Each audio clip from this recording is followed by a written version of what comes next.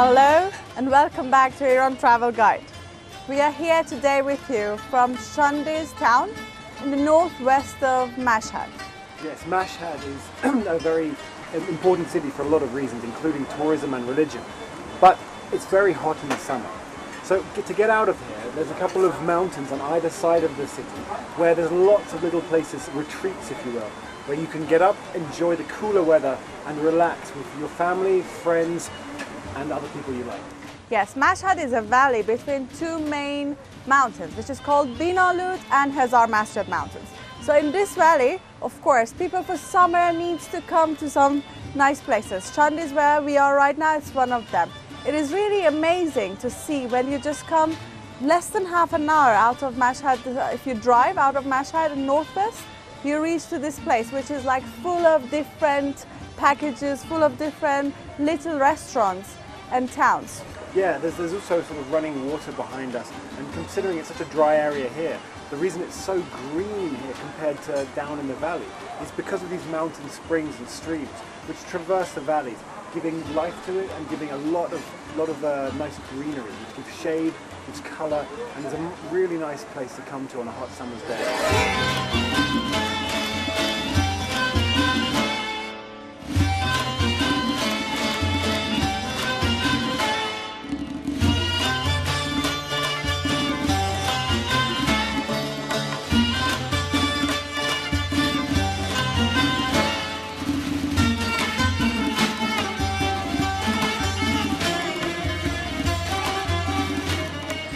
And Shandiz, this city or this town, it's very famous for two things.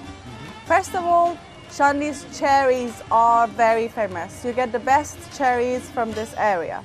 And the second one is shishlik, this kebab, which is shishlik kebab, and you'll get it only in Shandiz in this area. You see how big is this one? Yeah, it's a real specialty with these sort of like lamb chops here. It's all on a stick. Fried, barbecued in the traditional style as well. With some special spices. Yeah, so it's got a local taste. It's not just like any other kebab, sticking meat on a stick and cooking it. This is a real local specialty and something which you have to try when you're here. But also in Iranian cuisines and recipes, the side dishes are very important. Wherever you go, each restaurant you go, you'll have some side dishes. We have 4 of them here. I want to show you. This one, which is my husband's favorite, is all the time. It's brilliant. And it's something I've never seen outside of Iran either. Yes, it's the garlic pickle. It's something very different. So pickled garlic, but it's been kept for a long time. Usually we keep it for a couple of years at least, but you can find them like some of them are 20 years or like 25 years old. You can really tell by the colour how old it is as well. You know, some of the darker ones have been there for years, and all the texture of the garlic is gone, so it just melts in your mouth. He's got water in his mouth already. Yeah. I might have to stop and eat them now, yeah. The other one you can see here, it's zeytun parverde, or as Stu call it, zeytun parvende. Yeah. So this one is olives, but not only olives, means the developed olives. These olives are mixed with walnuts and pomegranate sauce and some other spices and some other nuts, and made to a kind of paste which has olives in it, and it's something really special, very special. It's a slightly sour taste, but something that goes really well with a lot of other foods. And the mix of the nuts, the fruits, and the olives just make it such a delightful sort of treat to have, either by itself or with other dishes. And the normal pickles, you can find it everywhere. What you see here, it's not ice cream, it's butter. It's butter, but it's a very special butter. It's animal fat butter, so it has a very strong smell and taste and flavor. We use this butter on the rice to give more flavor to the rice. This is just 4 of the side dishes you can have in Iran, but there are like lots more. Yeah, I mean, talking about the butter, this area, as well as being famous for these foods, is also really famous for its dairy products. Has a lot of things like yogurts, cheeses, butters, but also the meat itself and the leather. Mashhad, out of all of Iran, is most famous for its leather products. It has anything from belts and bags and the normal things to really exquisitely tailored ones. Certain things you can get nowhere else in the world. Yes, that's true. But the food is getting cold, so we better start eating. Yeah, absolutely. I'm sorry we cannot share it with you. You should come to Mashhad, then drive to Shandi's, come to this place and have it by yourself. Absolutely. You might. Perfect way to get out of the city. Yeah. Day when it's,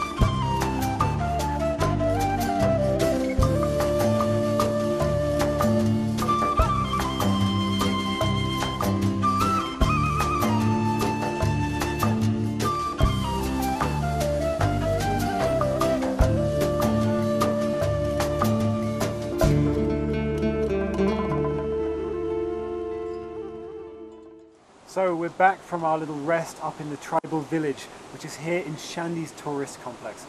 And we're looking around, we thought what better place could we stop and have a cup of tea than by the river here. And not any tea, just a traditional style of tea, which is served in a samovar and a teapot, which is, of course, all the Iranians' favorite type of tea. Yes, I mean the tea here is like, the samovar would have some sort of burner at the bottom. It could be oil, could be wood, could be coal, or nowadays gas. And then this heats the water at the bottom. The steam then rises and keeps the tea in the top hot. So you serve the tea from there and then add water to it, so you can have stronger or weaker as you like to taste. Yes, it's quite hot, so I have to be careful.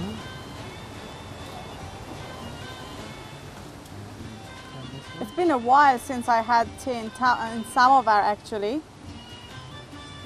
You won't find it like very regular in Iran now. So you have to come to such places and have some tea. This is for you. Thank you for being with us. We're gonna have some tea and stay tuned for the other episode of Iran Travel Guide. We will have more to come with this show for you. Thank you and see you later. I have to serve for myself too. Men are like this, you know? All of them? Or just me? Like some of them. They never wait for their wives.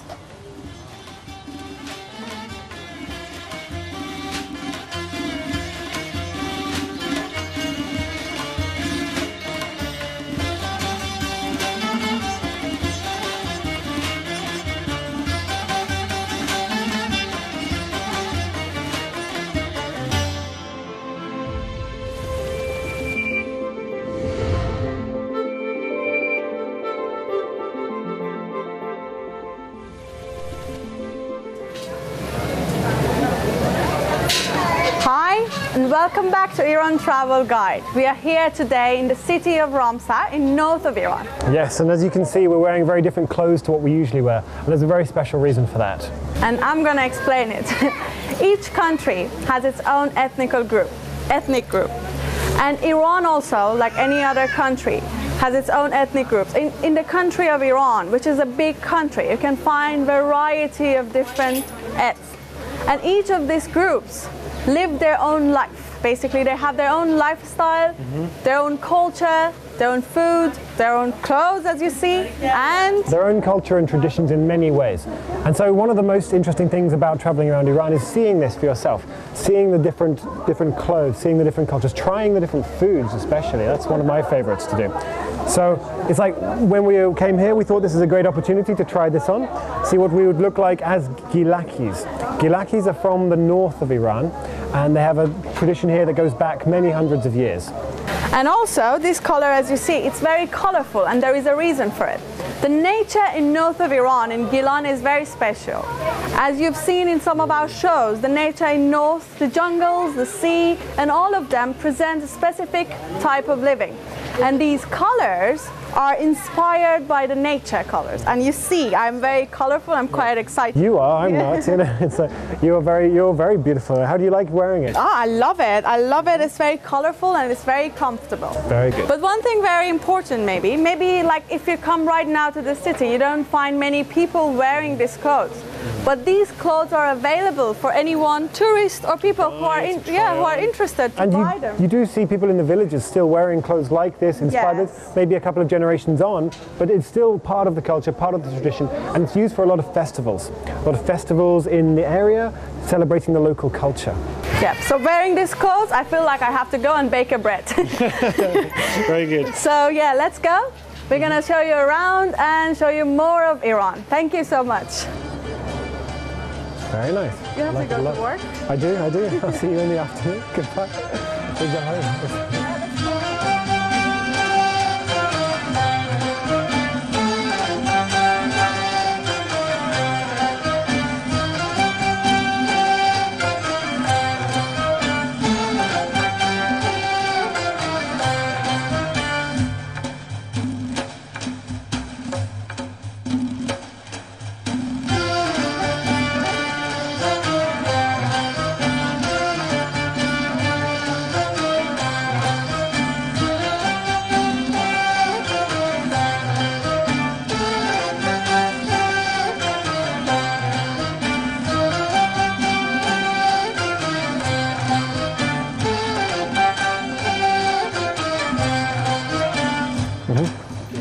So, yep, we're here in the beautiful green city of Ramsar, and you may be wondering what I'm putting on. Well, there's a zip line here which goes from the top of this tower here down all the way to what we call, thank you, yep, Bame Ramsar, the roof of Ramsar. I'm getting harnessed in because I'm shortly to be going on such a zip line. Azadeh was a little bit scared, so she didn't come in the end, but I'm really looking forward to it. If you have a look over this way, we can see where we're going to end up, down on that platform down there. I'm not sure how far is it, Less than 30 seconds. About less than 30 second zip line, so presumably going quite fast. Hopefully you'll be able to catch as much of my reaction to this as possible. Are we good? Hubert? Yeah. Yep, good. Very good. So, yeah, come along with me and see how it goes. Okay.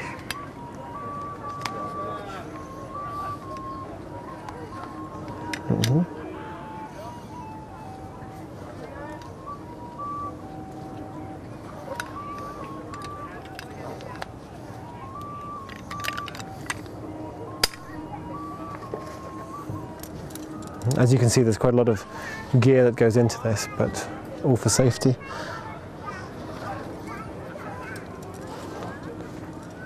Now's perhaps a good time to say if there's anyone I've offended or hurt in my life, then I ask you to forgive me if I don't make it back from this. What's this? This? This is my wallet. I'll take it out. Wallet and key. There we go. No wallets or keys.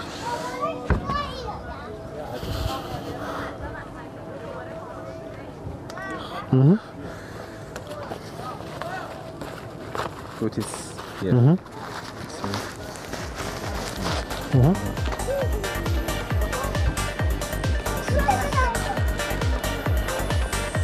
Very good, thank you.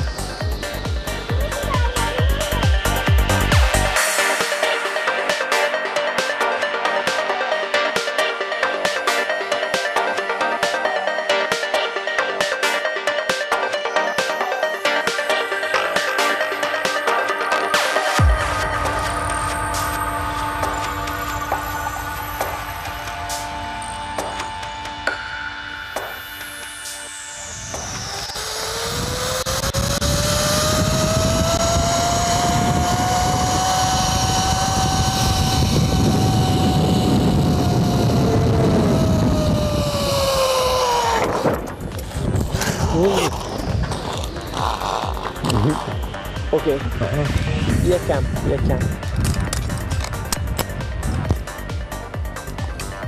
stand up stand up nice پله پله Hello. Very good. Merci, thank you. So we made it. Very nice coming all the way down through the jungle here. There's a lovely little slide through there. Very great way to see the scenery and all this mist we've got around us. If we have a look out where we've just come from up here, you can see that come through these trees, you're brushing past the things, not quite hitting them, but very well designed course, really nice, really good fun. Definitely recommend it. And as you shouldn't be scared of it. It's exciting but not scary at all. So anyway, hope you've enjoyed this.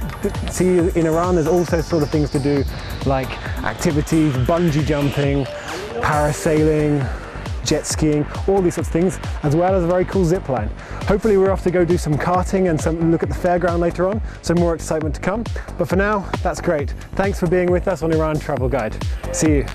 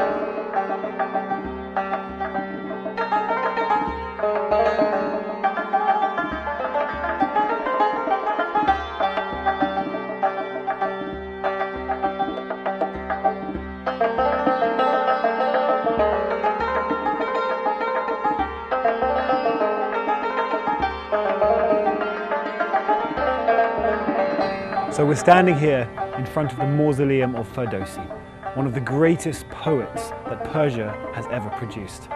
This draws over 1 million tourists per year just to come here and pay their respects. And lots of locals come here very regularly just to see here, absorb the peace of the atmosphere and pay their respects to the great man. This mausoleum has been built around 80 years ago by a very famous architect of Iran, Hushang Seyhun. And it's fully made of marble, and it's in 3 different levels. Yes, the first level is the steps all around here, the way up to here. And they're important because it shows the sort of path that a person should take while paying their respects. They have to pass all the way around it, which means they get to read all of the poetry that's on the lower level here. The level above that is the plinth. The plinth is the block in the middle here, and it again has more poetry inscribed upon it. On top of that is the block-like edifice with all the columns above it. If you are familiar with Iranian ancient architecture, you can easily see the connection between this mausoleum and the old and ancient architects of Iran, which has been done in Achaemenian time. This mausoleum has been built based upon the Pasargad, where the Cyrus the Great's resting place is there.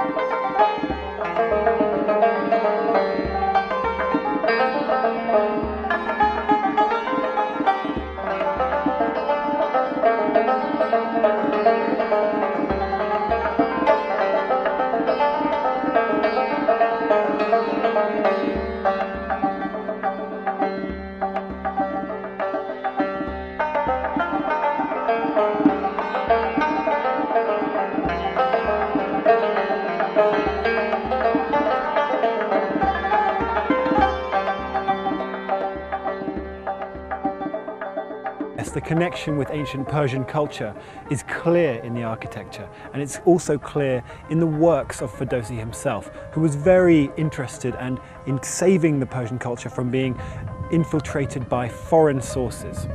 And that is the connection, because he was very nationalist and that was in him. So his grave also is about very Persian and it's very original. Yes, underneath here is where he is buried himself. You can go down the sides and When you go down there, there's carvings which show some of the stories from Shahnameh or the Book of Kings, stories which still resonate to this day with the Persian public. Down there, his slab is made of marble with an inscription bearing his name, his date and place of birth, and also a little bit about him. So visitors, after coming here and showing their respects to the mausoleum, they can go down and see his tomb. And at the same time, the ambience there, it's in a way that you feel you're in the middle of the stories of Shahnameh. So you feel that instruction. Yes, absolutely. The stories have become such an important part of Persian culture and remain that way to this day. Inside here is a suitable resting place, a peaceful place. We mentioned that it's been constructed about 80 years ago, but in fact this location has been the site of his grave ever since. The city of Tus, as it was for many hundreds of years, stood and was great. Alexander the Great came here and conquered it. And then, much later, unfortunately, the Mongol invasion destroyed much of Tus. So what you see now, it is renovated a couple of times, and what you see as a final one has been done around 80 years ago. So we're going to go have a look inside. Come with us as we show you around this beautiful monument to one of Iran's greatest poets. Join us.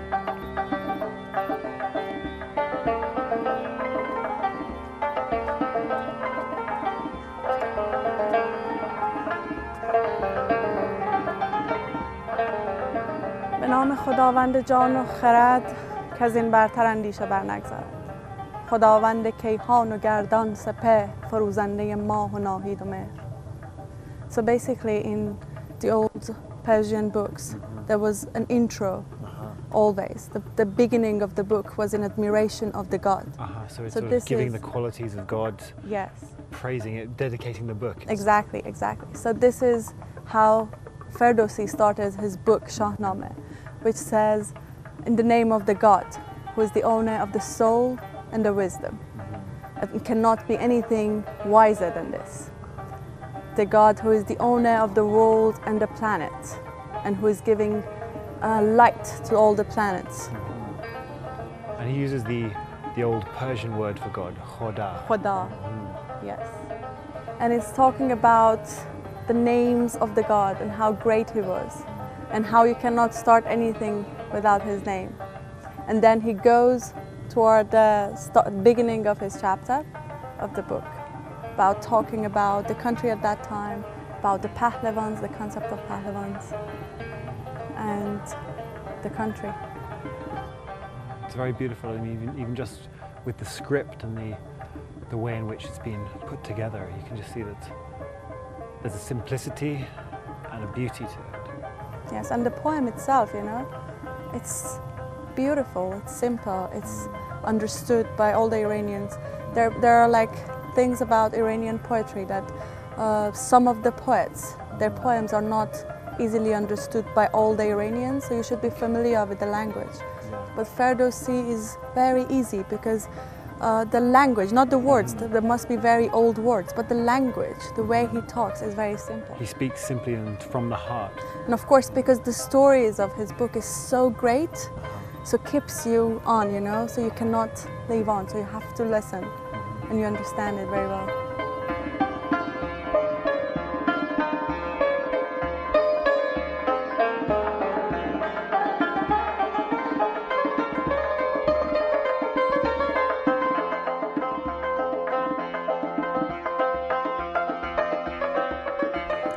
So there you have it, the Mausoleum of Ferdowsi. Yes, we've been spending a really lovely evening here, watching the sun go down, paying our respects to one of Iran's great poets, reading his poetry, and just relaxing and enjoying the beautiful ambience. And this is going to be how we're going to finish this episode of Iran Travel Guide. Yeah, there's really no way we could think of doing it better. It's been great to have you with us. We're going to continue here in Iran Travel Guide to show you around the country, taking you to some of the interesting sites to whet your appetite for a trip here in the future. Stay tuned with Iran Travel Guide from Iran. Thank you and good night. Take care.